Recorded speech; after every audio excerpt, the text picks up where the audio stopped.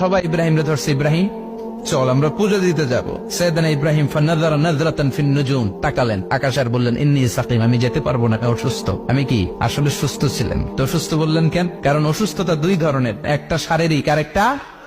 সাইয়েদনা ইব্রাহিম মানসিক ভাবে প্রচন্ড বিপর্যস্ত ছিলেন, অসুস্থ ছিলেন। এর কারণ গোটা উম্মাত মূর্তির পূজা করে। এই দৃশ্য দেখে কোন নবী মানসিক ভাবে সুস্থ থাকতে পারে? উনি বললেন আমি অসুস্থ, তোমরা যাও। সবাই বলল ঠিক আছে আমরা যাই। ইব্রাহিম তুই আমাদের ঘরের মূর্তিগুলারে পাহারা দে।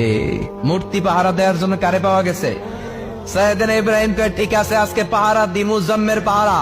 যা তোরা দিতাছি, পাহারা দিতেছি যা। এইবার সাইয়েদনা ইব্রাহিম মূর্তির ঘরে ঢুকলেন। দেখেন কি সুন্দর কথোপকথন আল্লাহ তুলে ধরলেন। আল্লাহু আকবার। মূর্তির ঘরে, দেবীর ঘরে ঢুকে উনি ঘুরে ঘুরে তাকায়, দেখে একটা এমনি হাত আর একটা ব্যাগ করে 14-15টা হাত নিয়ে তাকায় আছে। উনি সবগুলোর সামনে এভাবে তাকায় আছে। দেখে এক একটা এক এক চেহারা, একটা হাতির গণেশ